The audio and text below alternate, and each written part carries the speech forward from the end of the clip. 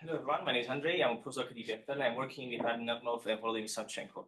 And today I will talk about automatic analysis of rapid astronomical bulletins using knowledge graphs and natural language processing. I will just refer again to Andrei presentation. So we have this model with many workflows.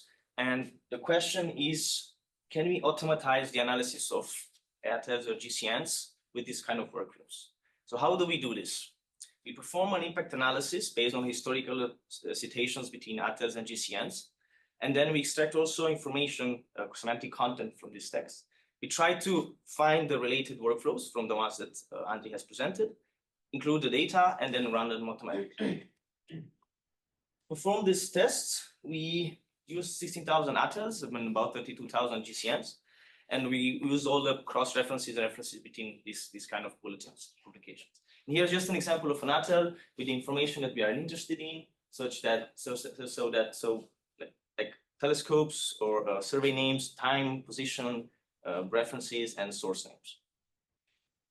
How do we extract the data? We started obviously with the simple and standard regular expressions, which are a very rigorous method because it detects exactly what you want for, what you actually look for. But the problem is that it's not generalizable. It depends on how many patterns and how many templates you implement. We also used language models, Astro-COLIBRI in our case, which was trained for named entity recognition. This is more generalizable because it can detect entities based on the syntax, the context of a word, but this is less rigorous, and I'll show you a bit, or it can be less rigorous, and I'll show you in a moment why I explain this. In terms of regular expressions, we search for source names, telescope names, the references between texts, and we are still working to detect positions and time. In order to detect source names, we got inspired from IAU formats, and also by looking at some texts, we found our own patterns. And with about 40 patterns, we managed to detect quite many sources, so 40,000 in EPFLs and 40,000 GCNs. After we have these sources, we query them on platforms like Simbad, Think, or TNS to get their classes and their positions. And yeah, Simbad provides 150 classes and subclasses, which is quite a lot, and for our further analysis. So we just limit ourselves to the 41 most common one and top and interesting. In order to detect telescopes, this was a bit trickier because there was no database of all the names that we can find. At least I didn't find anything, so we just created a database with 780 entities, and we add some labels, specific labels for them, and then also data types for our further analysis. So this took quite a while. We detected 58,000 entities in EPFLs and 110 in GCNs. And I said, yeah, for array position, this is trickier because there are different formats to write positions. Some people write the time as they write for array deck, so then it's hard to understand whether it's a time or position. But I think there can be some tricks to be done, and we have some results ready, but it's still need to be polished a bit more. In terms of the LLM, we use Astro-COLIBRI, which is basically developed by Google, but this has been specifically trained on astronomical papers, about 400,000 of them by NASA ADS, and for named entity recognition on about 1,800 manually annotated sentences, so people actually took time to say this is a source, this is so on. And here I just show an example of how it works. So Astro-COLIBRI has been applied in this case on the EPFL 10,000, and you can see it detects many words, but it detects quite well, for example, the Brutus telescope, some source names, and it can detect also Las Cumbres Observatory.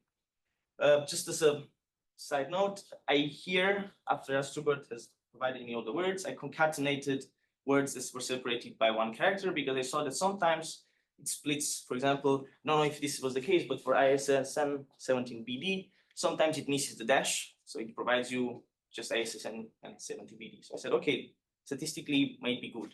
And anyway, for sources, after we detect them, we just don't use them like this. We query Simbad. So if Simbad provides us something, it means, okay, it must be a good source. Even though we concatenated these words, you can still see for celestial regions, array deck, for example, it just detects the column symbol. So basically, this is why I say they can be less rigorous, because sometimes it can miss some information. But even in this case, maybe I could do some model processing and say, okay, if it's a celestial region, maybe concatenate words that are separated by two characters or something like this. So then I can extract even more information. On top of all this, Astrobird detects what they call wavelength entities. So in this case, it detects the V-band and G-band words. These ones I don't use yet because I still have to provide the meaning of being optical or infrared or whatever this is. But I'm using the entities that are similar to the telescope types, like gamma ray, X-ray, and optical and gravitational wave for the next steps. To approach our main goal, we define two sub-goals. The first one, yes. Yes, the former one. This one. There was 110. Billion. What is mil? Billions. Okay. I hope for 1,000. Power. No, 100%. We define two sub-goals, and we phrase them as questions. So the first one would be, can we predict whether ATEL or GCN is followed up or not by another one?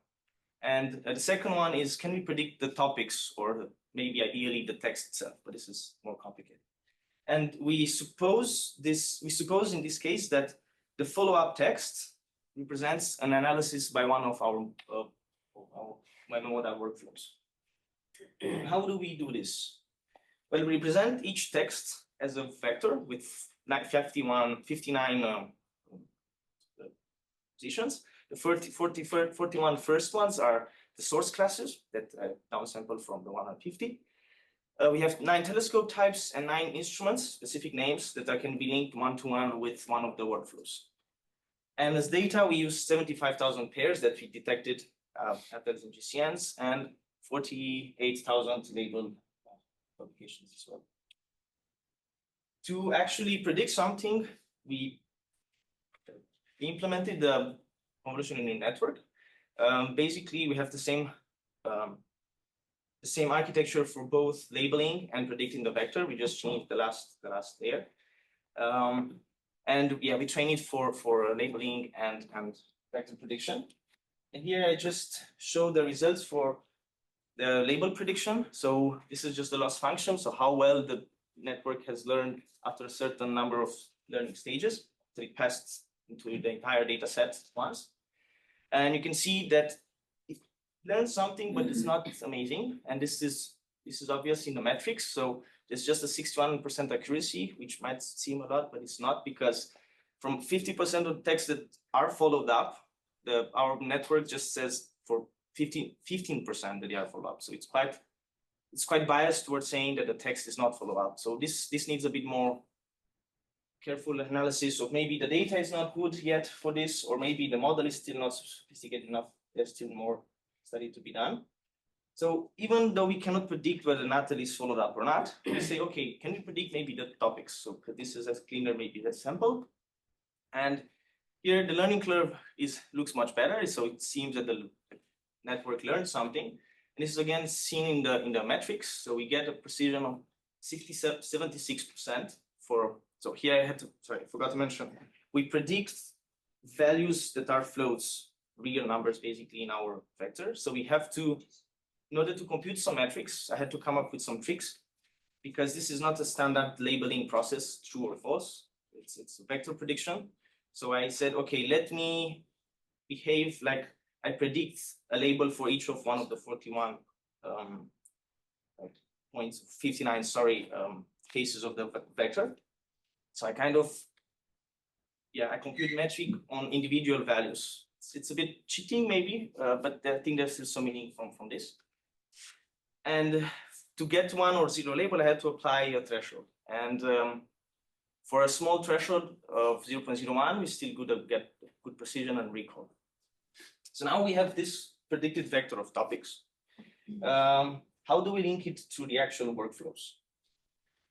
For this, we create again other vectors that we call URL vectors, where we impose that each URL vector must contain only one source, and the source is included as the source classes that defines it.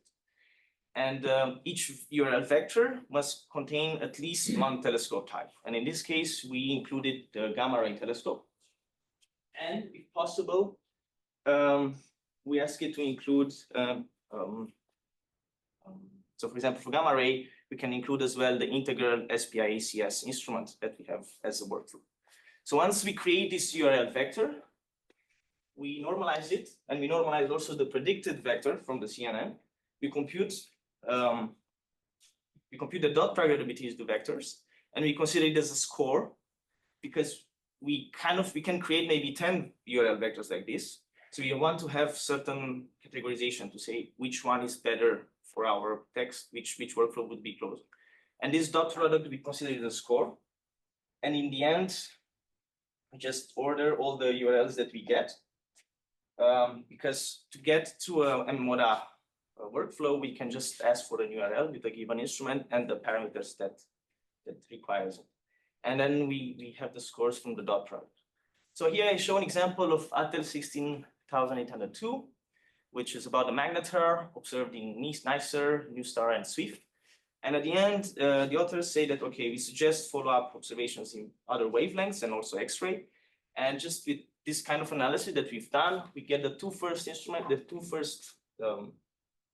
suggestions, polar, which is gamma ray burst. So this has been finished. They just finished acquiring data some time ago. But it's maybe still interesting to do it. And also GRB detection SPI ACS. And the next two instruments are basically in X-ray. So again, something that they also suggest.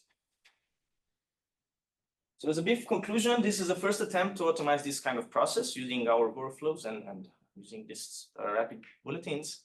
And it seems on our test of a few cases that the suggested workflows are consistent with the intuition of an astrophysicist, which is good news for starters.